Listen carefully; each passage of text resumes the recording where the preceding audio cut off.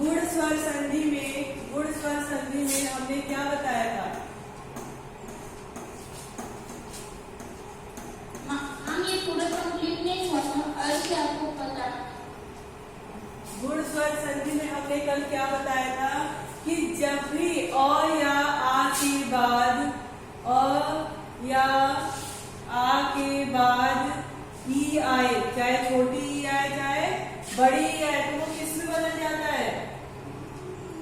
आए में बदल जाता है। ठीक है। और जब अ और आ के बाद ऊ आए, चाहे बड़ा ऊ आए या छोटा ऊ आए, तो किस में बदल जाता है? देखिए, अ के बाद अ या आ के बाद ई आता है तो ए में बदल जाता है। ए में बदलता है, ए में नहीं, ए में बदलता है। और आ के बाद यदि ऊ आए तो किस में बदलता है? ओ में बदलता है। ठीक है, इतना तो आपको समझ में आया था ना। उसके बाद जब अ और आ के बाद या आ के बाद री आता है तो किस में बदलता है? अर में बदलता है। ध्यान रहे, अर में बदलता है। ठीक है। और र में हलंत लगा होता है, इसलिए ये स्वर रहित हो जाता है। ठीक है। तो इतना आपको हमेशा ध्यान रखना है कि गुण स्वर संधि में किसके मिलने पर कौन सा विकार उत्पन्न होता है। ठीक, हमने कुछ उदाहरण भी दिए थे आपके सामने कि किस तरह से अ के बाद ई या बड़ी ई का मेल हुआ है और वो कैसे ए में बदला है। ठीक है।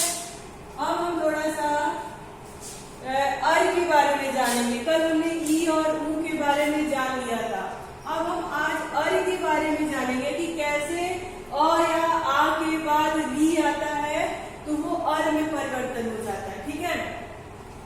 अब हमारे पास एक शब्द है महर्षि।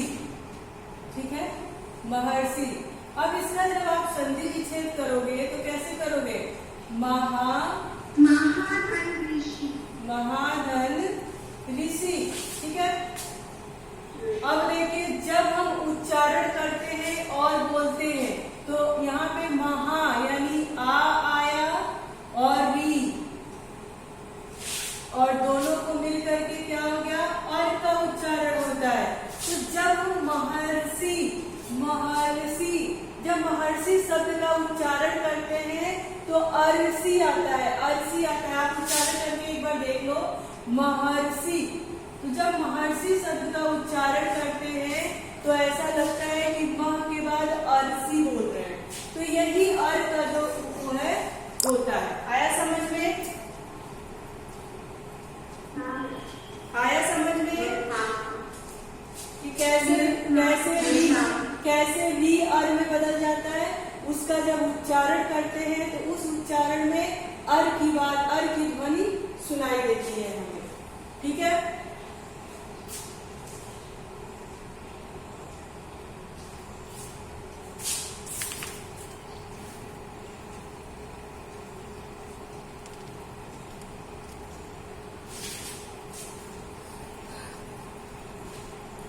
जैसे हमारे पास एक शब्द होगा ग्रीष्म ऋतु। कौन सी ऋतु?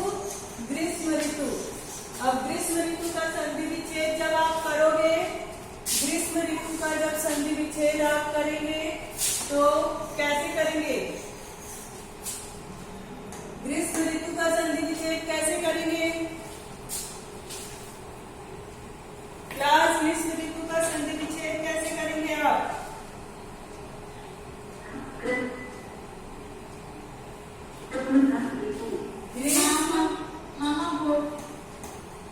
ग्रीष्म धन ऋतु। ठीक है। अब ये म है तो म यानी अ के बाद क्या आया है? री आया है। और यही री अर में बदल जाता है। तो जब अर में बदल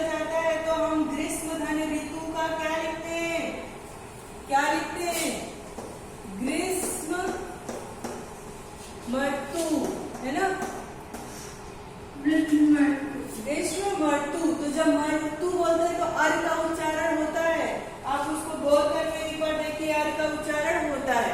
ठीक है, अब उम्मीद करते हैं कि आपको गुण संधि में पता चल गया होगा कि कैसे अ के बाद ई या बड़ी ई आए तो कैसे परिवर्तन होता है, अ के बाद या आ के बाद ऊ या ऊ आए तो कैसे ओ में बदल जाता है, अ और आ के बाद री आए तो कैसे अर में परिवर्तित हो जाता है। आया समझ में आप लोगों को? क्लास यहाँ तक कोई समस्या?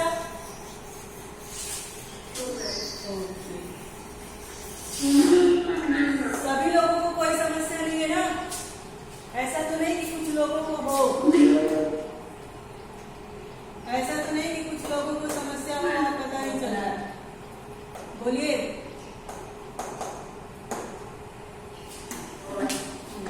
चलिए ठीक है, बहुत अच्छी बात है, किसी को समस्या ना हो। अच्छा चलिए, हमारे पास एक शब्द है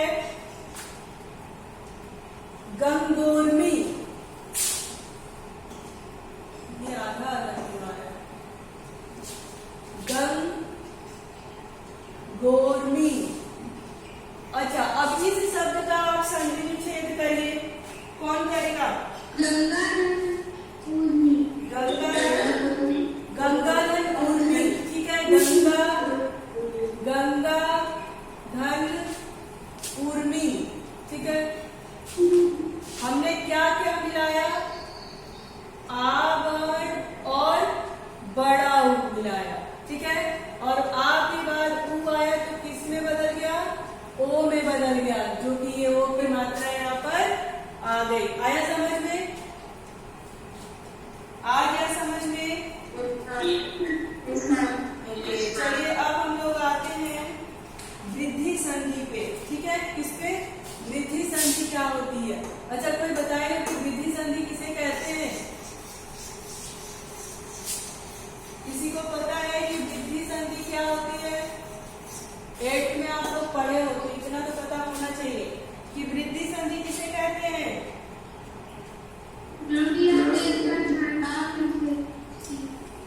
वृद्धि संधि देखिए, अभी तो हम लोगों ने पढ़ा कि कैसे अ के बाद दूसरी ध्वनि स्वर आता है, यानी ई आता है या बड़ा ई आता है तो ए में बदलता है ना?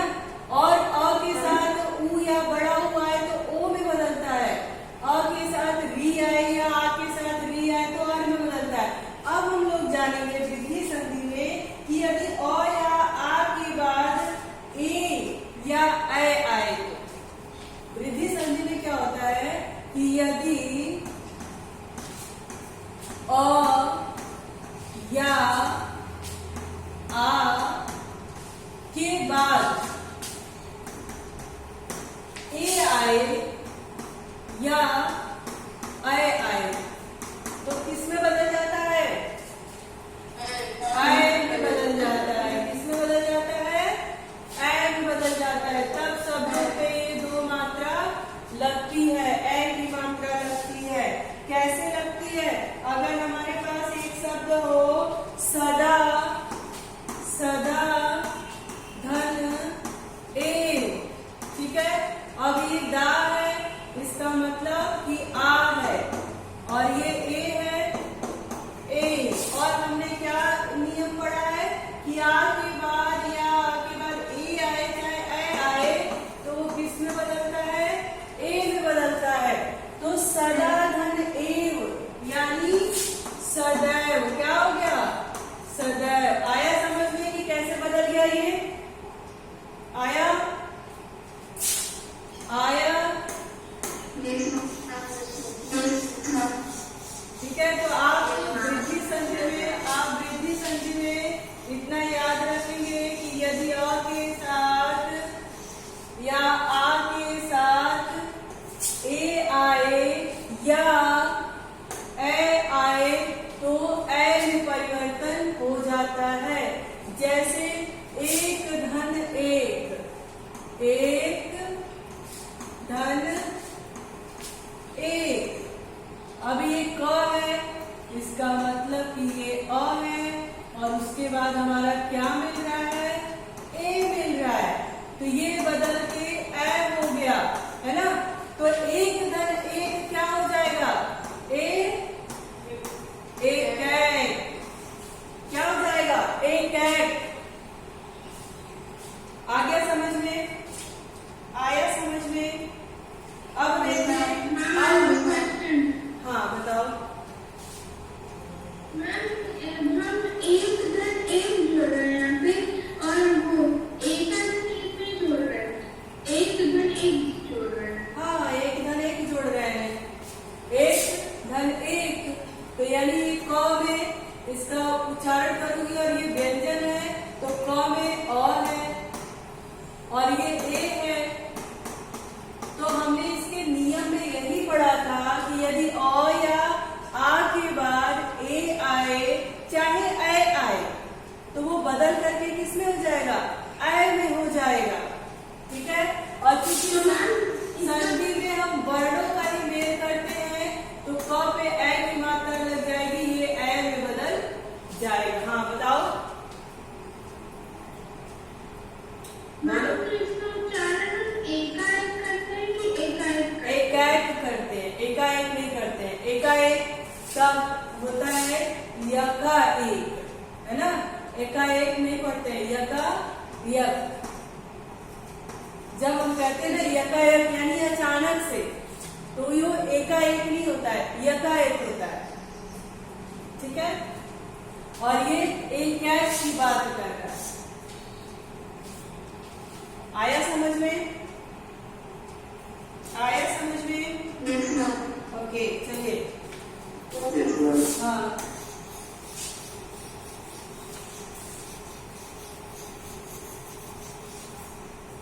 ये तो हमने समझ लिया कि ए के बाद ए आता है, चाहे ए आता है तो क्या होता है। अब हम देखेंगे कि अ या आ के बाद ओ आए, चाहे अ आए, तो किस में बदल जाता है, अ में बदल जाता है। अब हम देखेंगे कि अ या अ के बाद यदि ओ आए,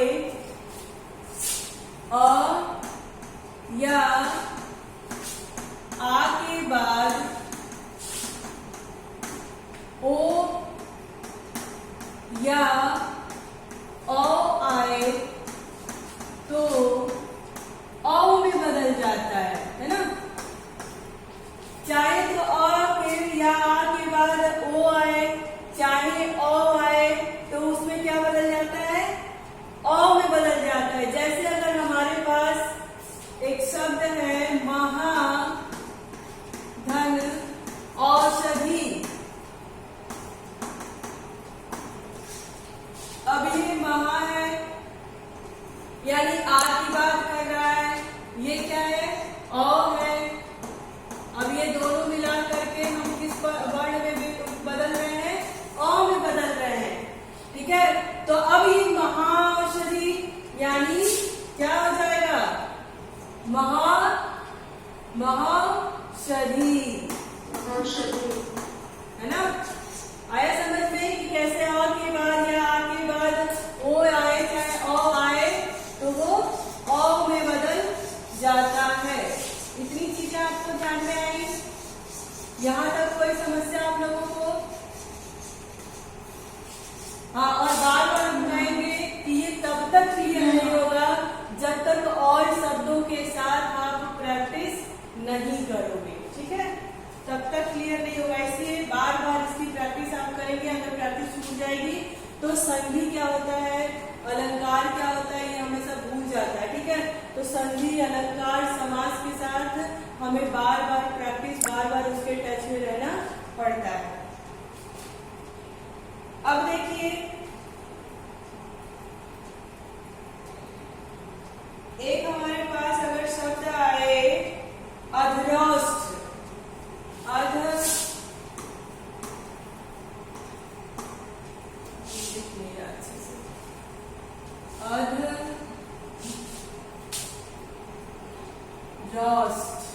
ठीक है। अधरोष्ठ हो गया। अब इसका हम संधि विच्छेद करेंगे, तो कैसे करेंगे, अध धन रोष्ठ, ठीक है। अब देखो ये ध है, इसका मतलब कि ये अ है, ये र है, इसका मतलब कि ये अ अ की बात कर रहा है। ठीक है, अब अ है यानी ये अ हो गया। तो आप इसका शब्द बनाएंगे तो क्या बनेगा? मद्रास अद्राष्ट्र का शब्द बनाएंगे तो क्या बनेगा? ये यथास्थिति रहेगा। अच्छा, अब ये यथास्थिति रहेगा अधराष्ट्र। ठीक, अब इस शब्द को कौन सा शब्द कहते हैं? हमने एक नियम में बताया था कि कुछ शब्द ऐसे होते हैं जो यथास्थिति संधि विच्छेद करने के बाद भी बने रहते हैं, उनको क्या कहते हैं? क्या कहते हैं? यहाँ पे तो र आ रहा है। अच्छा, र पे मात्रा किसकी है? यहाँ पर और तो र में मात्रा, अच्छा र में मात्रा किसकी है? अ की मात्रा है। र में किसकी मात्रा है? ये जो मात्रा है किसकी है? अ की मात्रा है। किसकी है? अ की मात्रा। अब देखिए, ये मैंने र लिखा है, र लिखा यानी ये र में अ है और ये अ की मात्रा है, तो ये हो गया ना अ। हुआ कि नहीं हुआ? हो गया ना। तो अगर ये हो गया तो इसका मतलब यही हुआ कि अ के साथ अ मिला है। यही सारी चीजें जो माइनर छोटी छोटी चीजें हैं, हमें ध्यान में इसको रखना है। ठीक है, ये गुड क्वेश्चन था, बहुत सारे लोग इसमें अटकते हैं। हाँ बताओ। बुक में क्यों? बुक में तो सारे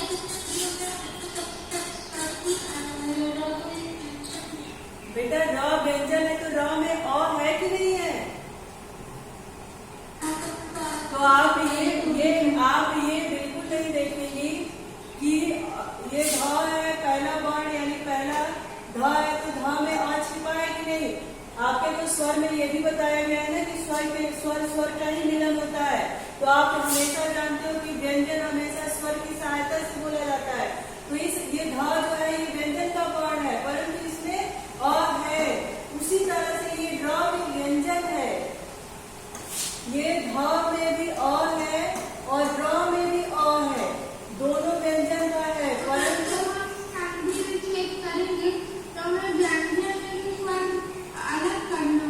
तो हाँ बिल्कुल, तो जब ये अलग ही तो कर रहे हैं, जब हम संधि विच्छेद करते हैं तो व्यंजन में से हमने क्या किया? अ अलग किया, तभी हमें पता चला कि हमने अ और अ का मिलन किया है। और र में यहाँ पे अ की मात्रा लगी है, तो र का जब उच्चारण करते हो तो अ का उच्चारण होता है। करके देखो, जैसे अब ध तो अ की ध्वनि सुनाई देती है। हाँ यस, हम कैसे लिखेंगे? ध में जैसे ध में अ जब अलग करेंगे तो अ हो गया और ध में हलंत लग गया। अब ये र है, र में से हमने ये अ अलग कर दिया और र में हलंत लगा दिया।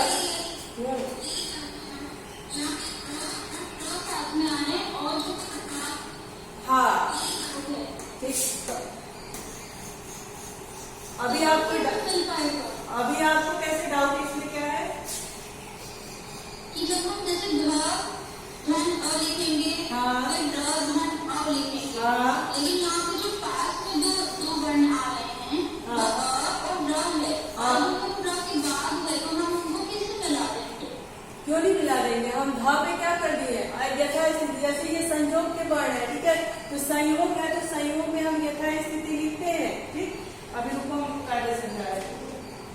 अब जैसे है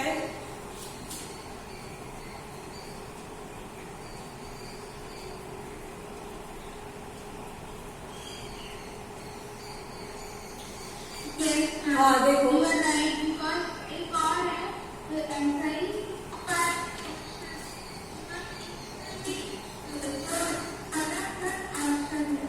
हाँ वो परम धन औषध है। ठीक है, इसीलिए आप देख लीजिए। ठीक है, ये आपने अधराष्ट्र की बात कर दी, अधर धन ओष्ठ। ठीक है, क्या कर दिया? अधराष्ट्र अध धन रोष्ठ। अब आप उससे नहीं समझ रहे हो तो आप अब इस तरह से संधि विच्छेद कर लो, अधर धन ओष्ठ।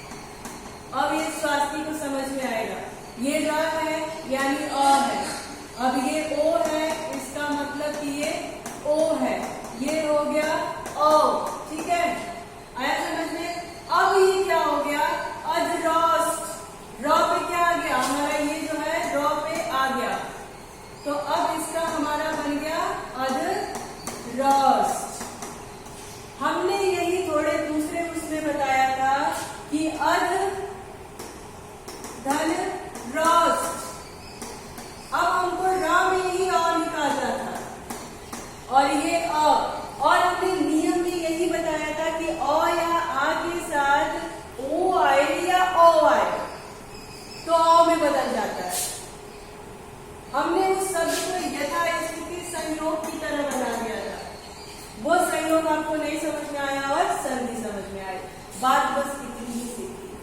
क्लियर हुआ?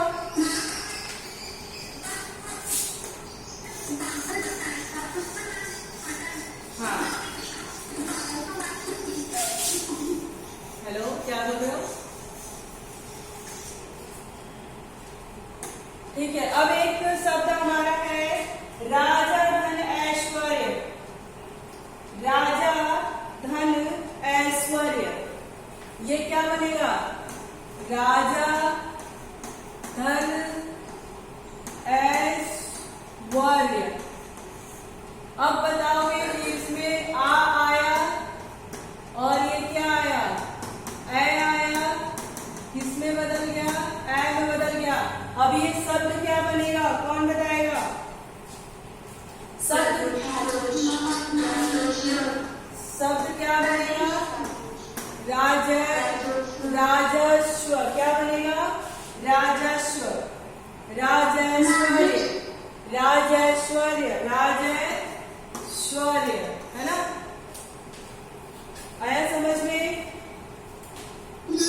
अच्छा, अब एक हमारे पास शब्द है मधुरोदन। मधुरोदन का संधि विच्छेद क्या होगा? मधुरोदन का संधि विच्छेद क्या होगा?